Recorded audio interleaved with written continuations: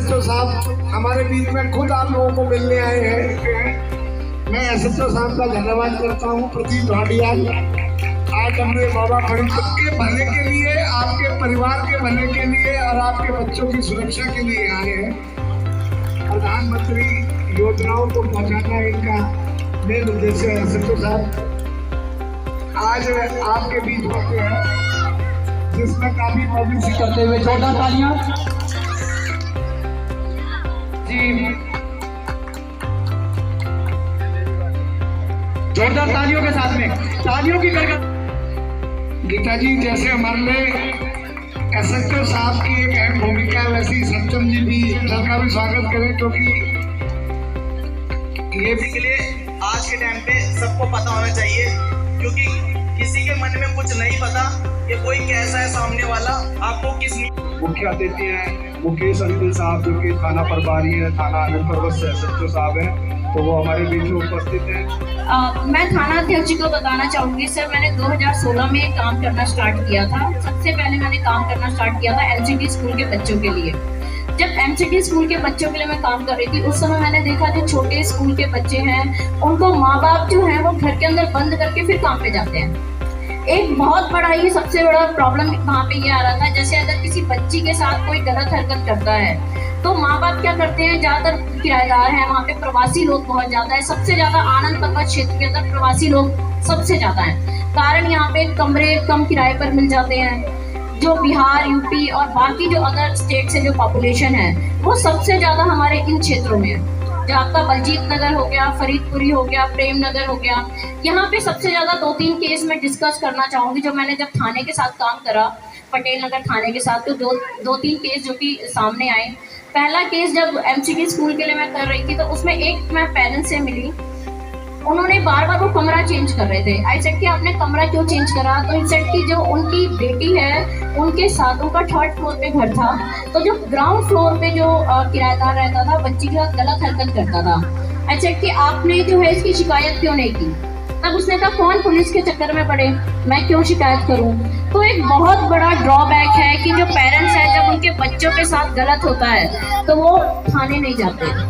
तो मैं एक बार थाना अध्यक्ष से ये कहना चाहूँगी, निवेदन करना चाहूँगी कि इस बारे में आप यहाँ पे बताएं कि आनंद पर्वत थाना किस तरह ऐसे परिवारों की मदद करेगा। हेलो बच्चों, इधर देखो, कौन नहीं जाता तुम लोगों में से? बच्चों हाथ उठाओ ऐसे बच्चे जो स्कूल नहीं जाते हैं। सारे जाते हैं। वेरी गुड, सब जाते हैं। चलो आज अंकल आप लोगों से ही बात करने आए हैं। ठीक है, बच्चियां भी बैठी है पीछे, लड़कियां कम हैं। स्कूल जाते हो और ऐसे कितने बच्चे हैं यहाँ जिनके दोनों माँ बाप काम करते हैं, जो सुबह काम पे चले जाते हैं? वेरी गुड, आधे के करीब है जितने भी यहाँ मौजूद हैं, आधे के करीब, हाँ, मोर देन 50। कारण वही है कि महंगाई का जमाना है, तो पेरेंट्स को काम करना पड़ता है, तब जाके चीजें संभल पाती हैं। जो बच्चियां हैं उनके ऊपर आज फोकस ज्यादा उस तरीके से रहेगा जो बात करेंगे हम लोग। बच्ची आपका आरुषि कौन सी क्लास में पढ़ते हैं बेटा? कौन सी? 6th में। वेरी गुड, यंग अचीवर है, छोटी सी बच्ची, यही फरीदपुरी में। Yes sir. ओके, मम्मी और पापा दोनों काम पे जाते हैं? Yes sir. तो स्कूल से आते हो आप, तो फिर कौन होता है आपके साथ घर में? बड़ी बहन है, कौन है? दादा दादी? भाई रहता है। बड़े भैया है, वो भी स्कूल जाते होंगे? नहीं, छोटा भाई जाता है। बड़ा स्कूल नहीं जाता है? बच्चों का भी है इसमें। आपको गुड टच और बैड टच का फर्क पता है बेटा? गुड सभी बच्चियों को पता होगा गुड टच और बैड टच का फर्क। कोई आपको अगर गलत तरीके से छूता है कोई, तो आपको पता लगता है कि ये अंकल या ये भैया ठीक नहीं है। हमारी मैम ने बताया ना, very good, clapping for ma'am. साधुवाद है ऐसी शिक्षिकाओं को जो इस तरीके की शिक्षा और बच्चों में अवेयरनेस ला। 3 चीजें आपने ध्यान रखनी है, स्पेशली गर्ल चाइल्ड के लिए। गुड टच बैड टच वाली कोई चीज आपको, कोई बेटा आजकल सब बच्चे समझदार हो, कोई आपको गलत तरीके से छूता है तो आपको तुरंत अपने पेरेंट्स को बताना है। और अगर आप स्कूल में हो, माता पिता इस बात को इग्नोर करते हैं तो आप टीचर को भी बता सकते हो। देख रहा हूँ कुछ महिलाएं बैठी हैं, आप लोग भी ध्यान रखें अपने और साथियों को भी बताएं कि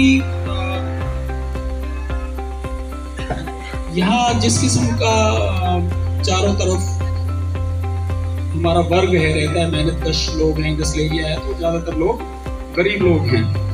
दोनों माता पिता काम पे चले जाते हैं। कई बार स्थिति ऐसी होती है कि बच्चा अकेला ही होता है घर में, तो वो वल्नरेबल किड हो जाता है। वल्नरेबल मतलब कि किसी व्यक्ति की अगर मंशा ठीक नहीं है तो वो उस बच्चे को एक्सप्लॉइट कर सकता है।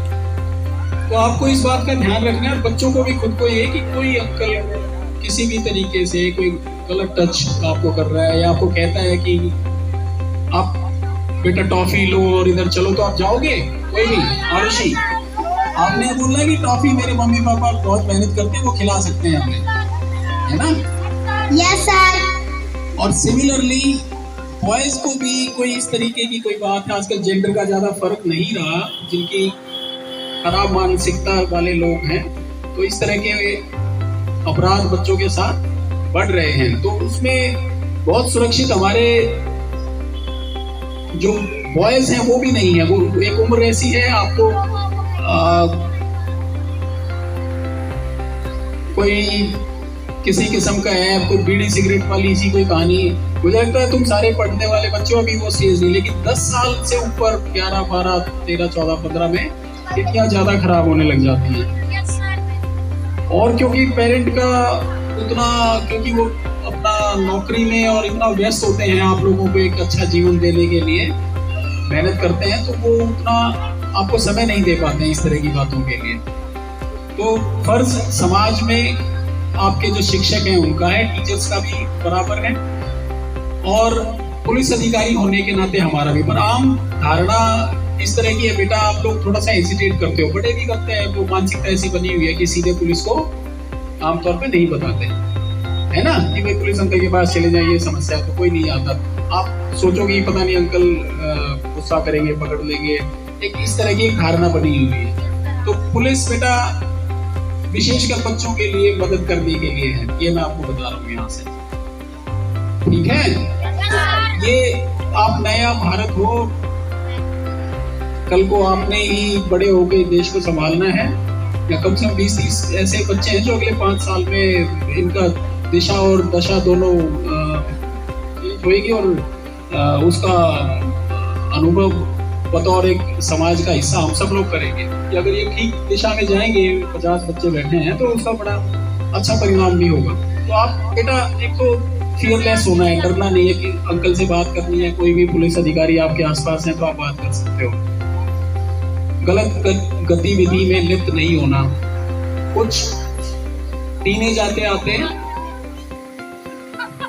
बड़े बच्चे 17-18 साल के, सभी नहीं कुछ, लेकिन इस तरह के लोग हैं, कुछ परसेंटेज है कि वो गलत दिशा में भी आपको लेके जाने का सोचेंगे। आप लोग स्पेशली 10-12 साल की उम्र के बच्चे में देख रहा हूँ, आप एनर्जी बहुत है और उसका यूटिलाइजेशन आपने पढ़ाई की तरफ करना है। लड़कियां इसीलिए हमेशा से कहा जाता है कि सिंसियर होती हैं लड़कियां, फिर वो सुनती हैं आप। तो एक तो मुद्दा ये था,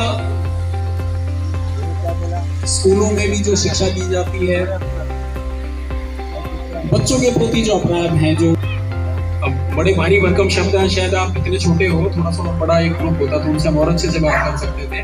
पिताजी यौन शिक्षा की अगर हम बात करते तो वो इनको नहीं समझ में आएगी चीजें। बस ये है बेटा कि गुड टच बैड टच वाली कोई कहानी आपको, आपके साथ अगर कोई इस तरह का करता है, जो सामने से देखने में अच्छे अच्छे अंकल हैं, मीठी मीठी बातें करते हैं, बेटा बेटा करते हैं, लेकिन अगर आपको गलत तरीके से छूटते हैं तो आपको पता होना चाहिए और आपको इमीडिएटली अपने पेरेंट्स की नॉलेज में लाना चाहिए। किसकी नॉलेज में लाओगे? हाँ, चाहे वो कितना ही थके हारे आए, देर सवेर आए, अपने पापा को जरूर बताना है और पापा को बोलना है कि एसएचओ सर आए थे, उन्होंने क्या बोला था कि आप मेरे पास आओ।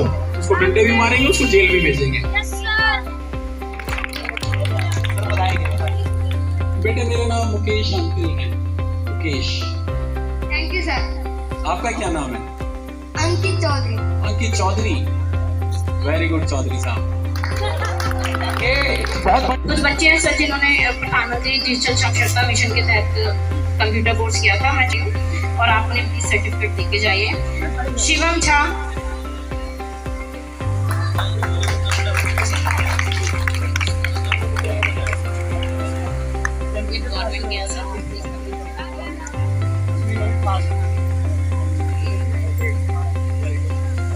भविष्य, जोरदार तालियां बच्चे के लिए, जोरदार तालियां, तालियों के अंदर में। सोनम, सोनम 2, जोरदार तालियां बच्चे के लिए। सोनम, स्मृति, जोरदार तालियां बच्चों के लिए, जोरदार तालियां, जोरदार तालियां बच्चे के लिए, जोरदार तालियां बच्चे के लिए।